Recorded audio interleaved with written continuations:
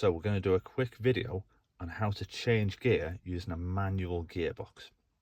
So you can see in this car, we've got 6 gears.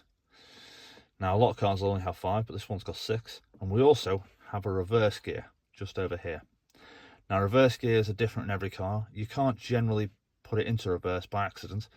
In this car, you have to like push the gear stick down and then move it all the way across. Other cars will have like a button on the front or like a little trigger that you pull up, or even some of them like a little ring that goes around the base here, and you'll sort of lift that up to put it in reverse. So generally when you're driving, you don't have to worry about accidentally putting it in reverse unless you use one of those triggers. So I want you to imagine just for now that doesn't exist. We're just going to go off the 1 to 6 gears just here. So the long bar down the middle, which is where it's sitting at the moment, is what we call neutral. So you can wobble the gear stick left and right, and that's how you know it's in neutral. It'll wobble a little bit in every gear, but not very much. When it's in neutral, it really wobbles massively one side to another. So this pattern you can see is rather important. The gear stick runs down into the gearbox, and basically on top of the gearbox there's like a gear selector with this pattern cut out of the top of it. So what that basically means is you can only travel in the pattern here. So if I was going for first gear, I can't just go diagonally. I have to follow the pattern. I have to go left and then up. And that's just how it works. A lot of time if you're going wrong or getting in the wrong gear, it's because you're trying to push it diagonally. So you've got to follow this pattern quite carefully. And it, like I say, it always sits there between 3rd and 4th because it's a sprung gearbox. Always pops back to the middle. So we're going to use the technique. It's very easy when you're changing gear. I'm sure you've seen people where they like maybe bounce the car down the road, and it's generally because they get it in the wrong gear.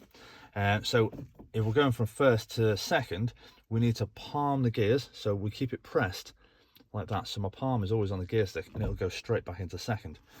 Whereas if I put my hand on top or to the left hand side of it, chances are it's going to pop back into the middle, and then you end up putting in 4th gear, and that's where the car's going to start to kangaroo and bounce down the road.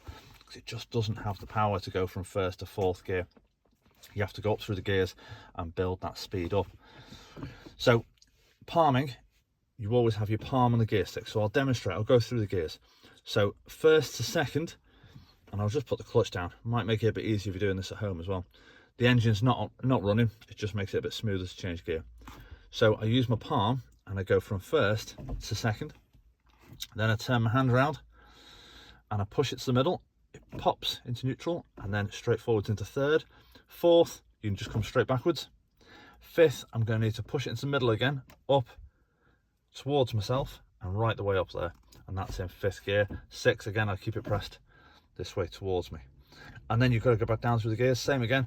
So keep it pressed towards me for 5th, pull it back to the middle and it'll pop into the middle for 4th, straight forwards to 3rd, and then I need to turn my hand the other way for 2nd and 1st because I've got to be pressing to the left. And then to make sure it's in neutral, we just pop it back to the middle and give it a wobble.